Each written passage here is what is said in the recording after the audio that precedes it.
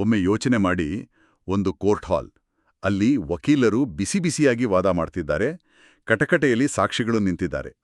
ಆದ್ರೆ ತೀರ್ಪು ಕೊಡೋಕೆ ಆ ಎತ್ತರದ ಪೀಠದ ಮೇಲೆ ಕೂತಿರೋ ಜಡ್ಜ್ ಕಪ್ಪು ಕೋಟು ಹಾಕಿರೋ ಒಬ್ಬ ಮನುಷ್ಯ ಅಲ್ಲ. ಓಹೋ, ಅಂದ್ರೆ ಕೃತಕ ಬುದ್ಧಿಮತ್ತೆ ಅಥವಾ ಎಐ ಅಳವಡಿಸಿರೋ ಒಂದು ಯಂತ್ರ ಅಂತನಾ? ಹೌದು, ಎಕ್ಸಾಕ್ಟ್ಲಿ.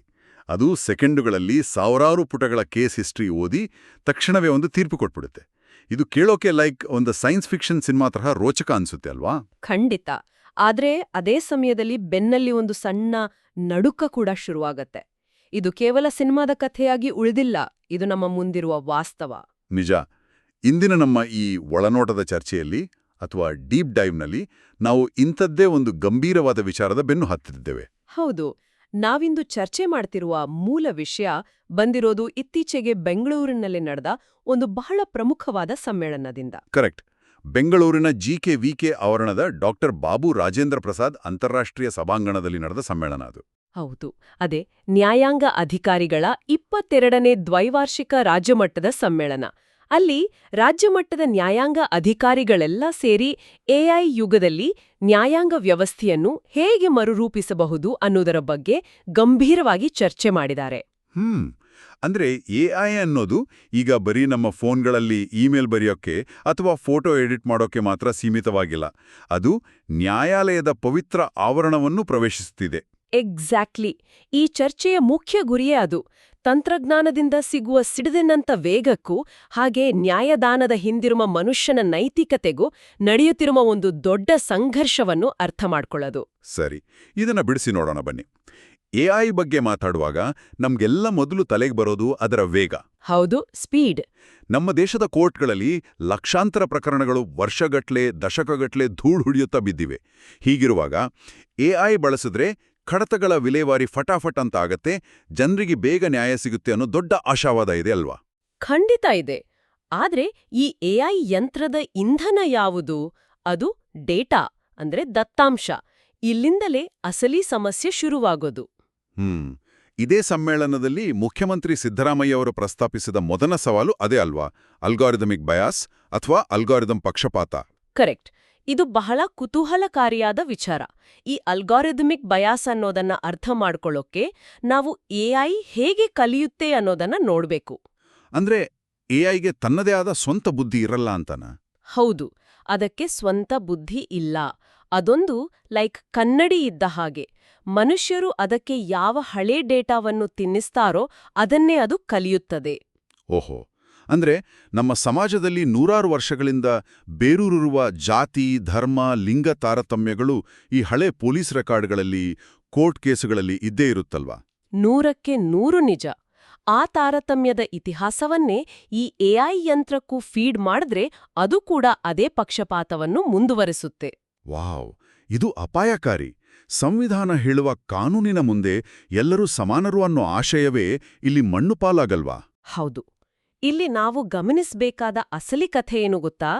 ಈ ತಂತ್ರಜ್ಞಾನಕ್ಕೆ ನ್ಯಾಯ ಅಂದ್ರೇನು, ಅನ್ಯಾಯ ಅಂದ್ರೇನು ಅನ್ನೋ ವ್ಯತ್ಯಾಸವೇ ಗೊತ್ತಿಲ್ಲ. ಅಂದ್ರೆ ಅದು ಕೇವಲ ಡೇಟಾ ನೋಡಿ ಕೆಲಸ ಮಾಡುತ್ತೆ. ಎಕ್ಸಾಕ್ಟ್ಲಿ. ಅದು ಮಾಡೋದು ಕೇವಲ ಪ್ಯಾಟರ್ನ್ ಮ್ಯಾಚಿಂಗ್, ಅಂದ್ರೆ ವಿನ್ಯಾಸಗಳನ್ನು ಗುರುತಿಸುವ ಕೆಲಸ ಮಾತ್ರ.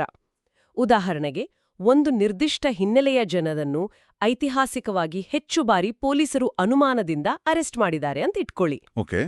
ಎಐ ಆ ಹಳೆಯ ಡೇಟಾವನ್ನು ಓದಿದಾಗ, ಓಹೋ, ಈ ಹಿನ್ನೆಲೆಯ ಜನರೇ ಹೆಚ್ಚು ಅಪರಾಧ ಮಾಡ್ತಾರೆ ಅನ್ನೋದು ಒಂದು ಗಣಿತದ ಸೂತ್ರ ಅಂತ ತಪ್ಪಾಗಿ ಅರ್ಥ ಮಾಡ್ಕೊಳ್ಳುತ್ತೆ. ಒಂದ್ ನಿಮಿಷ. ಅಂದ್ರೆ ಎಐ ಯಾವುದೇ ವಸ್ತುನಿಷ್ಠವಾದ ಗಣಿತದ ಲೆಕ್ಕಾಚಾರ ಮಾಡ್ತಿಲ್ಲ, ಅದು ಬರೀ ಮನುಷ್ಯರ ಕೆಟ್ಟ ಅಭ್ಯಾಸಗಳನ್ನ, ನಮ್ಮ ತಪ್ಪುಗಳನ್ನೇ ಡಿಜಿಟಲ್ ರೂಪದಲ್ಲಿ ಕಾಪಿ ಮಾಡ್ತಿದೆ ಅಂತಾಯ್ತಾ? ನಿಖರವಾಗಿ.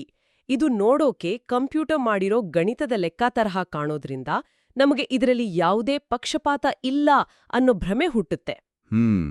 ಮನುಷ್ಯರು ಮಾಡಿದ್ರೆ ತಪ್ಪು ಅಂತೀವಿ, ಯಂತ್ರ ಮಾಡಿದ್ರೆ ಸರಿ ಇರ್ಬೋದು ಅಂತ ನಂಬಿಬಿಡ್ತೀವಿ. ಅದೇ ಸಮಸ್ಯೆ. ವಾಸ್ತವದಲ್ಲಿ ಈ ಯಂತ್ರಗಳು ಮನುಷ್ಯರ ತಪ್ಪುಗಳನ್ನು ಯಾವುದೇ ಎಮೋಷನ್ ಇಲ್ಲದೆ ಬಹಳ ಸ್ಪೀಡಾಗಿ ದ್ವಿಗುಣಗೊಳಿಸುತ್ತಿರುತ್ತವೆ. ಸರಿ, ಹಾಗಾದ್ರೆ ಎಐಗೆ ಪಕ್ಷಪಾತ ಇಲ್ಲದ, ತಪ್ಪುಗಳೇ ಇಲ್ಲದ ಪರ್ಫೆಕ್ಟ್ ಡೇಟಾ ಕೊಟ್ಬಿಟ್ರೆ ಪ್ರಾಬ್ಲಮ್ ಸಾಲ್ವ್ ಅಲ್ವಾ? ಅಷ್ಟು ಸುಲಭವಲ್ಲ. ಯಾಕೆ? ಒಂದು ವೇಳೆ ಆ ಡೇಟಾದಲ್ಲಿ ಸ್ವಲ್ಪ ಹೆಚ್ಚು ಕಮ್ಮಿ ಇದ್ರೂ ಕೋರ್ಟ್ನಲ್ಲಿ ಎಐ ಆ ನಿರ್ಧಾರವನ್ನು ಹೇಗೆ ತಗೊಂಡು ಅದರ ಹಿಂದಿನ ಲೆಕ್ಕಾಚಾರ ಏನು ಅಂತ ನಾವು ಓಪನ್ ಮಾಡಿ ನೋಡ್ಬೋದಲ್ವಾ? ಅಲ್ಲಿಗೆ ಬರ್ತಿದೆ. ಇದು ಸಾಧ್ಯವಿಲ್ಲ. ಇಲ್ಲಿಯೇ ತಂತ್ರಜ್ಞಾನದ ಅಪಾರದರ್ಶಕತೆ ನಮ್ಮನ್ನು ಬೆಚ್ಚಿ ಬೀಳಿಸುವುದು. ಇದನ್ನೇ ಬ್ಲ್ಯಾಕ್ ಬಾಕ್ಸ್ ಸಮಸ್ಯೆ ಅಂತ ಕರೆಯುತ್ತಾರೆ. ಬ್ಲ್ಯಾಕ್ ಬಾಕ್ಸ್ ಅಂದ್ರೆ ವಿಮಾನದಲ್ಲಿ ಅಪಘಾತ ಆದಾಗ ಹುಡುಕ್ತಾರಲ್ಲ, ಆ ಬ್ಲ್ಯಾಕ್ ಬಾಕ್ಸಾ? ಹೆಸರಷ್ಟೇ.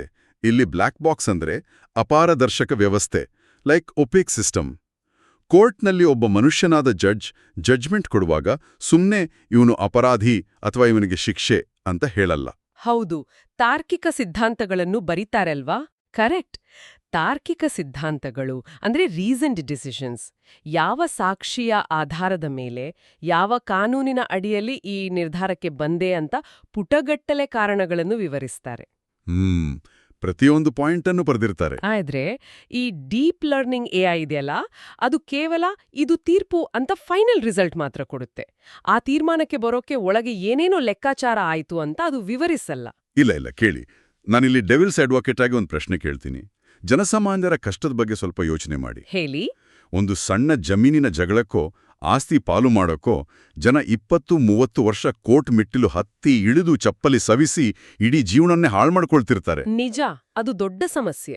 ಇಂಥ ಪರಿಸ್ಥಿತಿಯಲ್ಲಿ ಈ ಬ್ಲ್ಯಾಕ್ ಬಾಕ್ಸ್ ಎಐ ಕಾರಣ ವಿವರಿಸದೆ ಹೋದ್ರೂ ಪರವಾಗಿಲ್ಲ. ಜಸ್ಟ್ 7 ದಿನದಲ್ಲಿ ಒಂದು ಫೈನಲ್ ತೀರ್ಪು ಕೊಡ್ಬಿಟ್ರೆ ಅದು ಜನರಿಗೆ ದೊಡ್ಡ ರಿಲೀಫ್ ಅಲ್ವಾ? ವರ್ಷಗಟ್ಲೆ ನ್ಯಾಯಾಲಯಕ್ಕೆ ಅಲಿಯೋದಕ್ಕಿಂತ ಕಾರಣ ಗೊತ್ತಿಲ್ಲದೆ ಇದ್ರೂ ನ್ಯಾಯ ಫಾಸ್ಟಾಗಿ ಸಿಗೋದು ಮೇಲಲ್ಲವೇ? ಮೇಲ್ನೋಟಕ್ಕೆ ನಿಮ್ಮ ಈ ವಾದ ಬಹಳ ಆಕರ್ಷಕವಾಗಿ ಕಾಣುತ್ತೆ. ಸ್ಪೀಡ್ ಎಲ್ಲರಿಗೂ ಬೇಕು. ಆದ್ರೆ ನ್ಯಾಯಾಂಗದಲ್ಲಿ ಜಡ್ಜ್ಮೆಂಟ್ನ ಕಾರಣಗಳನ್ನು ಹೇಳೋದು ಕೇವಲ ಒಂದು ಫಾರ್ಮಾಲಿಟಿ ಅಲ್ಲ. ಮತ್ತೇನು? ಅದು ನ್ಯಾಯದಾನದ ಜೀವಾಳ. ಇದನ್ನ ನಾವು ವಿಶಾಲ ದೃಷ್ಟಿಕೋನಕ್ಕೆ ಜೋಡಿಸಿದ್ರೆ ಯಾಕೆ ಅಂತ ಅರ್ಥ ಆಗುತ್ತೆ. ಒಂದು ವೇಳೆ ಕೆಳಹಂತದ ಕೋರ್ಟ್ನಲ್ಲಿ ಜಡ್ಜ್ ತಪ್ಪು ತೀರ್ಪು ಕೊಟ್ರೆ ನೀವು ಹೈಕೋರ್ಟ್ಗೋ ಸುಪ್ರೀಂ ಕೋರ್ಟ್ಗೋ ಅಪೀಲ್ ಹೋಗ್ತಿರಲ್ವಾ? ಹೌದು, ಮೇಲ್ಮನವಿ ಸಲ್ಲಿಸ್ತೀವಿ. ಆ ಅಪೀಲ್ ಹೋಗೋಕೆ ಆಧಾರವೇ ಜಡ್ಜ್ ಬರ್ದಿರುವ ಆ ಕಾರಣಗಳು. ಆ ಕಾರಣಗಳನ್ನೇ ಇಟ್ಕೊಂಡು ವಕೀಲರು ವಾದ ಮಾಡೋದು. ಓಹ್, ಅಂದ್ರೆ ಜಡ್ಜ್ ಆ ಕಾರಣ ಬರ್ದಿಲ್ಲ ಅಂದ್ರೆ ಯಾವ ಆಧಾರದ ಮೇಲೆ ನಾವು ಈ ತೀರ್ಪು ತಪ್ಪು ಅಂತ ವಾದ ಮಾಡೋಕ್ಕಾಗತ್ತೆ? ಎಕ್ಸಾಕ್ಟ್ಲಿ. ಎಐ ಯಾವ ಆಧಾರದ ಮೇಲೆ ತೀರ್ಪು ನೀಡಿದೆ ಅನ್ನೋದೇ ಯಾರಿಗೂ ಗೊತ್ತಿಲ್ಲ ಅಂದಾಗ ಇನ್ಯಾವ ಅಪೀಲ್? ನ್ಯಾಯಾಂಗದಲ್ಲಿ ಇಂತಹ ಅಪಾರದರ್ಶಕ ವ್ಯವಸ್ಥೆಗಳು ಬಹಳ ಅಪಾಯಕಾರಿ. ಇದು ನಿಜಕ್ಕೂ ಮೈ ಜುಮ್ಮನ್ನಿಸುವಂತ ಪಾಯಿಂಟ್. ಹೌದು. ಇಲ್ಲಿ ಭಯಪಡುವಂಥ ವಿಚಾರ ಏನಂದ್ರೆ, ಈ ಎಐ ಮಾಡೆಲ್ಗಳನ್ನ ಡೆವಲಪ್ ಮಾಡಿರುವ ಗೂಗಲ್ ಅಥವಾ ಓಪನ್ ಎಐ ಕಂಪನಿಯ ಟಾಪ್ ಇಂಜಿನಿಯರ್ಗಳನ್ನ ಕರೆದು ಈ ಎಐ ಯಾಕೆ ಈ ತೀರ್ಪು ಕೊಡ್ತು ಅಂತ ಕೇಳಿದ್ರೆ ಅವರಿಗೂ ಗೊತ್ತಿರಲ್ಲ. ಅರೇರೆ, ಅವರಿಗೆ ಗೊತ್ತಿರಲ್ವಾ? ಇಲ್ಲ, ಆ ಗಣಿತ ಅಷ್ಟು ಸಂಕೀರ್ಣವಾಗಿರುತ್ತದೆ. ಕಾರಣವೇ ಗೊತ್ತಿಲ್ಲದ ತೀರ್ಪು ನ್ಯಾಯಾಂಗದ ಪಾರದರ್ಶಕತೆಯನ್ನೇ ಕೊಲ್ತದೆ. ಅದೊಂದ್ ರೀತಿ ಯಂತ್ರ ಮಾಡೋ ಸರ್ವಾಧಿಕಾರದ ಆದೇಶ ಆಗ್ಬಿಡುತ್ತೆ ಅಷ್ಟೇ. ವಾವ್, ಯಂತ್ರ ಮಾಡೋ ಕಣ್ಣಿಲ್ಲದ ಕಾರಣವಿಲ್ಲದ ಆದೇಶವನ್ನು ಒಪ್ಕೊಳ್ಳೋಕ್ಕಾಗಲ್ಲ. ಸರಿ, ಎಐಗೆ ಜಡ್ಜ್ ಆಗೋ ಕುರ್ಚಿ ಕೂರಿಸೋದು ಬೇಡ ಅಂತ ನಾವೆಲ್ಲ ಒಪ್ಕೊಳ್ಳೋಣ. ಆದ್ರೆ ಮನುಷ್ಯರಾದ ಜಡ್ಜ್ಗಳಿಗೆ ಸಹಾಯ ಮಾಡೋಕ್ಕೆ, ಒಬ್ಬ ಅಸಿಸ್ಟೆಂಟ್ ತರಹ ಕಾನೂನು ಸಂಶೋಧನೆ ಮಾಡೋಕ್ಕೆ, ಹಳೆಯ ಕೇಸ್ಗಳನ್ನು ಹುಡುಕೊಡೋಕೆ ಎಐಯನ್ನು ಬಳಸಬಹುದಲ್ವಾ? ಅಲ್ಲೂ ಸಮಸ್ಯೆ ಇದೆಯಾ? ಅಲ್ಲಿಯೂ ಒಂದು ದೊಡ್ಡ ಅಪಾಯ ಕಾಯ್ತಿದೆ. ಇದನ್ನೇ ಟೆಕ್ನಿಕಲ್ ಭಾಷೆಯಲ್ಲಿ ಎಐ ಹ್ಯಾಲುಸಿನೇಷನ್ ಅಥವಾ ಎಐನ ಭ್ರಮೆ ಅಂತ ಕರೀತಾರೆ. ಭ್ರಮೆ ಅಂದ್ರೆ ಈ ಯಂತ್ರಗಳಿಗೆ ದೆವ್ವಭೂತ ಕಣ್ಣಿಗೆ ಕಾಣಿಸುತ್ತಾ? ಅಲ್ಲ, ಈ ಲಾರ್ಜ್ ಲ್ಯಾಂಗ್ವೇಜ್ ಮಾಡೆಲ್ಗಳು ಅಥವಾ ಚಾಟ್ ಜಿಪಿಟಿ ಅಂಥ ವ್ಯವಸ್ಥೆಗಳು ಹೇಗೆ ಕೆಲಸ ಮಾಡ್ತವೆ ಅಂತ ನಾವು ಅರ್ಥ ಮಾಡ್ಕೋಬೇಕು. ಹೇಗೆ ಕೆಲಸ ಮಾಡ್ತವೆ? ಅವುಗಳಿಗೆ ಸತ್ಯ ಯಾವುದು ಸುಳ್ಳು ಯಾವುದು ಅನ್ನೋ ಪರಿಕಲ್ಪನೆಯೇ ಇಲ್ಲ. ಅವು ಕೇವಲ ಪ್ರಾಬಬಿಲಿಟಿ ಅಂದ್ರೆ ಮುಂದಿನ ಪದ ಯಾವುದು ಬಂದ್ರೆ ಚೆನ್ನಾಗಿರುತ್ತೆ ಅಂತ ಊಹೆ ಮಾಡಿ ವಾಕ್ಯಗಳನ್ನ ಪೂರ್ಣಿಸುತ್ತವೆ. ಲೈಕ್ ನಮ್ಮ ಫೋನ್ನಲ್ಲಿ ಟೈಪ್ ಮಾಡುವಾಗ ಆಟೋ ಕರೆಕ್ಟ್ ತನ್ನಷ್ಟಕ್ಕೆ ತಾನೇ ಪದಗಳನ್ನ ಸೇರಿಸುತ್ತಲ್ಲ, ಹಾಗೇನಾ? ಕರೆಕ್ಟ್. ಅದರ 1000 ಪಟ್ಟು ದೊಡ್ಡ ರೂಪ ಇದು. ಕೆಲವೊಮ್ಮೆ ಅವು ತಮಗೆ ಗೊತ್ತಿಲ್ಲದ ವಿಷಯಗಳ ಬಗ್ಗೆ ಅತ್ಯಂತ ವಿಶ್ವಾಸದಿಂದ ಸುಳ್ಳು ಹೇಳ್ತವೆ. ಇದು ನಿಜಕ್ಕೂ ಅತ್ಯಂತ ಆಸಕ್ತಿದಾಯಕ ಘಟ್ಟ. ಇದೇ ವಿಚಾರವನ್ನು ಸುಪ್ರೀಂ ಕೋರ್ಟ್ ಮುಖ್ಯ ನ್ಯಾಯಮೂರ್ತಿ ಸೂರ್ಯಕಾಂತ್ ಅವರು ಸಮ್ಮೇಳನದಲ್ಲಿ ಬಹಳ ಗಂಭೀರವಾಗಿ ಪ್ರಸ್ತಾಪಿಸಿದ್ದಾರೆ ಅಲ್ವಾ? ಹೌದು, ಅದೇ ಫೇಕ್ ಸೈಟೇಷನ್ಸ್ ಅಂದ್ರೆ ನಕಲಿ ಉಲ್ಲೇಖಗಳ ಹಾವಳಿ. ನೀವು ಹೇಳುವ ಪ್ರಕಾರ ನಾವು ಎಐ ಹತ್ರ ಹೋಗಿ ನನ್ನ ವಾದಕ್ಕೆ ಸಪೋರ್ಟ್ ಮಾಡೋ ತರಹದ ಒಂದು ಹಳೇ ಕೋರ್ಟ್ ಜಡ್ಜ್ಮೆಂಟ್ ಹುಡುಕಿಕೊಡು ಅಂತ ಕೇಳಿದ್ರೆ ಅದು ಸಿಗದೆ ಹೋದಾಗ ಈ ಎಐ ಸುಮ್ನಿರಲ್ಲ ಅಲ್ವಾ? ಖಂಡಿತ ಸುಮ್ನೆ ಇರಲ್ಲ. ತಾನೇ ಸ್ವಂತವಾಗಿ ಒಂದು ನಕಲಿ ಕೇಸ್ ಹೆಸರನ್ನು ಸೃಷ್ಟಿ ಮಾಡಿ ಪೂರ್ತಿ ಜಡ್ಜ್ಮೆಂಟ್ ಕಾಪಿಯನ್ನೇ ರೆಡಿ ಮಾಡಿ ನಮ್ಮ ಕೈಗೆ ಕೊಡುತ್ತೆ. ಅರೆರೇ, ಇದನ್ನೇ ನೀವು ಎಐ ಭ್ರಮೆ ಅಂದದ್ದು. ಇದು ಹೇಗಿದೆ ಅಂದ್ರೆ ಪರೀಕ್ಷೆಯಲ್ಲಿ ಪಾಸ್ ಆಗ್ಲೇಬೇಕು ಅಂತ ಒಬ್ಬ ವಿದ್ಯಾರ್ಥಿ ಇತಿಹಾಸದ ಪುಸ್ತಕದಲ್ಲಿ ಇಲ್ಲದೇ ಇರೋ ಘಟನೆಗಳನ್ನೆಲ್ಲ ತಾನೇ ಕತೆ ಕಟ್ಟಿ ಬರ್ದ ಹಾಗೆ ಇದೆ. ಹೌದು, ದೊಡ್ಡ ದೊಡ್ಡ ಮಹಾಪುರುಷರ ಹೆಸರು ಹಾಕಿ ಅತ್ಯಂತ ಕಾನ್ಫಿಡೆಂಟ್ ಆಗಿ ಆನ್ಸರ್ ಪೇಪರ್ ಬರೆದ ಹಾಗೆ. ಆದರೆ ಇಲ್ಲಿ ವ್ಯತ್ಯಾಸ ಏನಂದ್ರೆ ಈ ಎಐ ಯಂತ್ರದ ಸುಳ್ಳಿನಿಂದ ಒಬ್ಬ ಮುಗ್ಧ ವ್ಯಕ್ತಿ ಜೈಲಿಗೆ ಹೋಗ್ಬೇಕಾಗ್ಬೋದು. ವಕೀಲರೊಬ್ರು ಎಐ ಸಹಾಯದಿಂದ ಈ ತರಹದ ನಕಲಿ ಕೇಸ್ ತಂದು ಕೋರ್ಟ್ ಮುಂದೆ ಇಟ್ರೆ ಕೋರ್ಟ್ ಅದನ್ನ ನಿಜ ಅಂತ ನಂಬೋ ಅಪಾಯ ಇರುತ್ತಲ್ವಾ? ಖಂಡಿತ ಇರುತ್ತೆ. ಎಐನಿಂದ ಕೆಲ್ಸ ವೇಗವಾಗ್ತದೆ ಅಂತ ಅನ್ಕೊಂಡ್ರೆ ಅದು ನಕಲಿ ಸಾಕ್ಷ್ಯಗಳನ್ನು ಸೃಷ್ಟಿ ಮಾಡಿ ಹೊಸ ತಲೆನೋವು ತರ್ತಿದ. ಇದರ ಜೊತೆಗೆ ಮುಖ್ಯಮಂತ್ರಿಗಳು ಮತ್ತೊಂದು ವಿಚಾರವನ್ನು ಕೂಡ ಪ್ರಸ್ತಾಪಿಸಿದ್ದಾರೆ. ಅದೇ ಡೀಪ್ ಫೇಕ್ಗಳು ಮತ್ತು ಸಿಂಥೆಟಿಕ್ ಡೇಟಾ. ಓ ಹೌದು, ಇದು ಮತ್ತೊಂದು ದೊಡ್ಡ ಸವಾಲು. ಟೆಕ್ನಾಲಜಿ ಈಗ ಎಷ್ಟು ಮುಂದುವರೆದಿದೆ ಅಂದ್ರೆ ಒಬ್ಬ ವ್ಯಕ್ತಿ ಮಾಡದೇ ಇರೋ ತಪ್ಪನ್ನ ಅವನೇ ಮಾಡಿದಾನೆ ಅಂತ ಬಿಂಬಿಸುವ ನಿಖರವಾದ ವಿಡಿಯೋ ಆಡಿಯೋ ಸಾಕ್ಷ್ಯಗಳನ್ನು ಸೆಕೆಂಡ್ಗಳಲ್ಲಿ ಸೃಷ್ಟಿ ಮಾಡಬಹುದು. ಹೌದು, ಡೀಪ್ ಫೇಕ್ಗಳ ಮತ್ತು ಸಂಶ್ಲೇಷಿತ ಡೇಟಾ ಬಳಸಿ ಸೃಷ್ಟಿಸಲಾದ ನಕಲಿ ಸಾಕ್ಷ್ಯಗಳು ನ್ಯಾಯದ ಹಾದಿಯನ್ನು ಸಂಪೂರ್ಣವಾಗಿ ತಪ್ಪಿಸುತ್ತವೆ. ಇಲ್ಲಿ ನ್ಯಾಯಾಧೀಶರ ಪಾತ್ರ ಹೇಗೆ ಬದಲಾಗುತ್ತಿದೆ ನೋಡಿ. ಹಿಂದೆಲ್ಲ ಜಡ್ಜ್ಗಳು ಸಾಕ್ಷಿದಾರರು ಸುಳ್ಳು ಹೇಳ್ತಿದ್ದಾರಾ ನಿಜ ಹೇಳ್ತಿದ್ದಾರಂತ ಮಾತ್ರ ಪರೀಕ್ಷೆ ಮಾಡಬೇಕಿತ್ತು. ಆದರೆ ಈಗ ಆ ವಿಡಿಯೋ ಸಾಕ್ಷಿವೇ ಅಸಲಿಯೋ ಅಥವಾ ಎಐ ಸೃಷ್ಟಿ ಮಾಡಿರೋ ನಕಲಿಯೋ ಅಂತ ಕನ್ಫರ್ಮ್ ಮಾಡ್ಕೊಳ್ಳೋ ಹೊರೆ ಕೂಡ ಜಡ್ಜ್ಗಳ ಮೇಲೆಯೇ ಬೀಳುತ್ತಿದೆ ಅಲ್ವಾ? ಎಕ್ಸಾಕ್ಟ್ಲಿ. ಯಾವುದು ಅಸಲಿ ಮತ್ತು ಯಾವುದು ನಕಲಿ ಅಂತ ದೃಢೀಕರಿಸುವ ಅಂದ್ರೆ ಆಥೆಂಟಿಕೇಟ್ ಮಾಡುವ ಹೊರೆ ನ್ಯಾಯಾಧೀಶರ ಮೇಲೆ ಬೀಳುವುದರಿಂದ ಪ್ರಕ್ರಿಯೆ ಮತ್ತಷ್ಟು ಸಂಕೀರ್ಣಗೊಳ್ಳುತ್ತದೆ. ಇದೇ ಕಾರಣಕ್ಕಾಗಿ ಸಿಎಂ ಅವರು ತಮ್ಮ ಭಾಷಣದಲ್ಲಿ ಒಂದು ಬಹಳ ಮಾರ್ಮಿಕವಾದ ಮಾತು ಹೇಳಿದ್ದಾರೆ. ಹೌದಾ? ಏನ್ ಹೇಳಿದ್ದಾರೆ? ಭವಿಷ್ಯದ ನ್ಯಾಯಾಧೀಶರು ಕಾನೂನು ಕುಶಾಗ್ರಮತಿಗಳು ಮಾತ್ರವಲ್ಲದೆ ತಾಂತ್ರಿಕ ವ್ಯವಸ್ಥೆಗಳ ಸ್ಪಷ್ಟ ತಿಳುವಳಿಕೆಯೊಂದಿಗೆ ಸಜ್ಜಾಗಬೇಕಿರುವ ತೀವ್ರ ಅವಶ್ಯಕತೆ ಇದೆ ಅಂತ. ಬಹಳ ಸೂಕ್ತವಾದ ಮಾತು. ಕೇವಲ ಲಾ ಬುಕ್ ಕೂದ್ಕೊಂಡ್ರೆ ಮಾತ್ರ ಸಾಲ್ದು. ಈ ಎಐ ಮಾಡೋ ಮೋಸಗಳನ್ನು ಕಂಡುಹಿಡಿಯುವ ಟೆಕ್ನಿಕಲ್ ನಾಲೆಡ್ಜ್ ಕೂಡ ಜಡ್ಜ್ಗಳಿಗೆ ಬೇಕೇ ಬೇಕು. ಹಾಗಾದ್ರೆ ಇದೆಲ್ಲದರ ಅಂತಿಮ ಅರ್ಥವೇನು? ತಂತ್ರಜ್ಞಾನವು ಕೇವಲ ಒಂದು ಸಾಧನವೇ ಹೊರತು ಅದು ಮನುಷ್ಯನ ವಿವೇಚನೆಗೆ ಪರ್ಯಾಯವಾಗಲು ಸಾಧ್ಯವಿಲ್ಲ ಅಲ್ವಾ? ಇದು ಒಂದು ಪ್ರಮುಖ ಪ್ರಶ್ನೆಯನ್ನು ಹುಟ್ಟುಹಾಕುತ್ತದೆ. ಎಐ ಎಷ್ಟೇ ಅಡ್ವಾನ್ಸ್ ಆದ್ರೂ ಅದಕ್ಕೆ ಮಿತಿಗಳಿರುತ್ತವೆ. ಹೌದು. ಇಡೀ ಚರ್ಚೆಯನ್ನು ಕ್ರೋಢೀಕರಿಸುವುದಾದರೆ ಎಐಗೆ ಮನುಷ್ಯ ಸಹಜವಾದ ಸಹಾನುಭೂತಿ ಇರುವುದಿಲ್ಲ. ಸಂದರ್ಭಕ್ಕೆ ತಕ್ಕಂತೆ ನಿರ್ಧಾರ ತೆಗೆದುಕೊಳ್ಳುವ ಮಾನವ ವಿವೇಚನೆ ಅಂದ್ರೆ ಡಿಸ್ಕ್ರಿಷನ್ ಯಂತ್ರಗಳಿಗಿರಲು ಸಾಧ್ಯವಿಲ್ಲ ಅಲ್ವಾ? ಖಂಡಿತ. ಸುಪ್ರೀಂ ಕೋರ್ಟ್ ಮುಖ್ಯ ನ್ಯಾಯಮೂರ್ತಿಗಳು ಹೇಳಿದಂತೆ ನ್ಯಾಯಾಂಗ ಪ್ರಕ್ರಿಯೆ ಯಾವತ್ತೂ ಯಾಂತ್ರಿಕ ಆಗಬಾರದು. ಯಾಂತ್ರಿಕ ಅಂದ್ರೆ ಮೆಕ್ಯಾನಿಕಲ್ ಆಗ್ಬಾರ್ದು. ಸರಿ, ಈ ವಿವೇಚನೆ ಅಂದ್ರೆ ಏನು ಅನ್ನೋದನ್ನ ಒಂದು ಉದಾಹರಣೆ ಮೂಲಕ ನೋಡೋಣ. ಹೇಳಿ. ಈಗ ಒಬ್ಬ ಬಡವ ಹೊಟ್ಟೆ ಹಸುವಿನಿಂದ ಒಂದು ರೊಟ್ಟಿ ಕದಿಯುತ್ತಾನೆಂತಿಟ್ಕೊಳ್ಳಿ. ಅದೇ ರೀತಿ ಒಬ್ಬ ಭ್ರಷ್ಟ ಅಧಿಕಾರಿ ಕೋಟ್ಯಾಂತರ ರೂಪಾಯಿ ಲಂಚ ನುಂಗಿರ್ತಾನೆ. ಮಷೀನ್ ದೃಷ್ಟಿಯಲ್ಲಿ ಅವರಿಬ್ಬರೂ ಕಳ್ಳರೆ. ಹೌದು, ಇಬ್ಬರಿಗೂ ಒಂದೇ ಸೆಕ್ಷನ್ ಅಡಿಯಲ್ಲಿ ಸಮಾನ ಶಿಕ್ಷೆ ಕೊಟ್ಬಿಡುತ್ತೆ. ಆದರೆ ಒಬ್ಬ ಮನುಷ್ಯನಾದ ಜಡ್ಜ್ ರೊಟ್ಟಿ ಕದ್ದವನ ಹಸಿವು ಮತ್ತು ಆತನ ಅಸಹಾಯಕತೆಯನ್ನು ಅರ್ಥ ಮಾಡಿಕೊಂಡು ಬೇರೆ ರೀತಿ ತೀರ್ಪು ಕೊಡ್ಬೋದಲ್ವಾ? ನಿಖರವಾಗಿ. ನ್ಯಾಯದಾನ ಅನ್ನೋದು ಕೇವಲ ಅಂಕಿಅಂಶಗಳ ಲೆಕ್ಕಾಚಾರವಲ್ಲ. ಅದು ಮಾನವೀಯ ಸಂವೇದನೆ ಮತ್ತು ಸಾಂವಿಧಾನಿಕ ಮೌಲ್ಯಗಳ ಸಮ್ಮಿಲನ. ಅಂದ್ರೆ ಕಾನೂನಿನ ಚೌಕಟ್ಟಿನಲ್ಲೇ ವಿವೇಚನೆ ಬಳಸಿ ತೀರ್ಪು ಕೊಡುವುದು. ಹೌದು. ಇದನ್ನೇ ಸಾಂವಿಧಾನಿಕ ನೈತಿಕತೆ ಅಥವಾ ಕಾನ್ಸ್ಟಿಟ್ಯೂಷನಲ್ ಮೊರಾಲಿಟಿ ಅಂತ ಕರೆಯೋದು.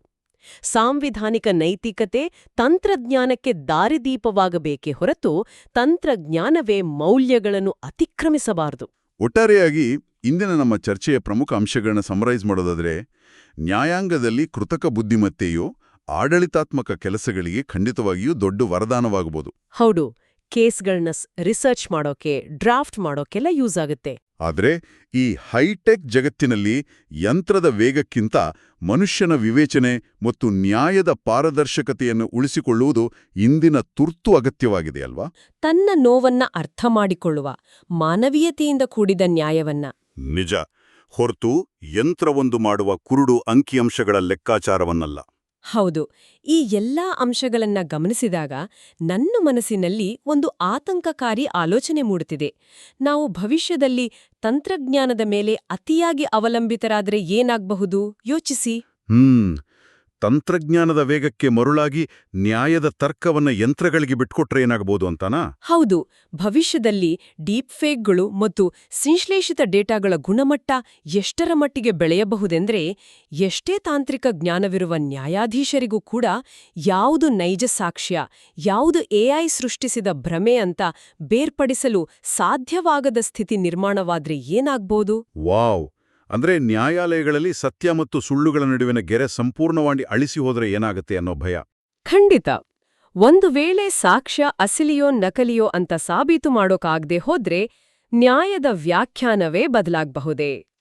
ಭವಿಷ್ಯದಲ್ಲಿ ಕೋರ್ಟ್ಗಳು ಸತ್ಯವನ್ನು ಹುಡುಕುವ ಬದಲು ಕೇವಲ ಯಾವುದು ಉತ್ತಮವಾಗಿ ಸೃಷ್ಟಿಯಾದ ನಕಲಿ ಅನ್ನೋದನ್ನು ಒಪ್ಪುಕೊಳ್ಳುವ ಪರಿಸ್ಥಿತಿ ಬರುತ್ತಾ? ನಿಜಕ್ಕೂ ಇದು ದೀರ್ಘಕಾಲ ಕಾಡುವಂತಹ, ತಲೆಗೆ ಹುಳ ಬಿಡುವಂತಹ ರೋಚಕ ಪ್ರಶ್ನೆ. ಈ ಕಪ್ಪು ಕೋಟು ತೊಟ್ಟ ರೋಬೋಟ್ ಜಡ್ಜ್ನ ಕಲ್ಪನೆ ಕೇವಲ ಫ್ಯಾಂಟಸಿ ಆಗಿರದೆ ತನ್ನೊಳಗೆ ಇಷ್ಟೆಲ್ಲ ಭಯಾನಕ ಅಪಾಯಗಳನ್ನು ಬಚ್ಚಿಟ್ಟುಕೊಂಡಿದೆ ಅನ್ನೋದನ್ನ ಈ ಸಮ್ಮೇಳನದ ವರದಿ ನಮಗೆ ತೋರಿಸಿಕೊಟ್ಟಿದೆ. ಇದೇ ರೋಚಕ ಚಿಂತನೆಯನ್ನು ನಿಮಗೆ ಬಿಡುತ್ತಾ ಉತ್ಸಾಹಭರಿತ ವಂದನೆಗಳೊಂದಿಗೆ ಇಂದಿನ ಈ ಆಳವಾದ ವಿಶ್ಲೇಷಣೆಯನ್ನು ಮುಕ್ತಾಯಗೊಳಿಸೋಣ. ನಮಸ್ಕಾರ.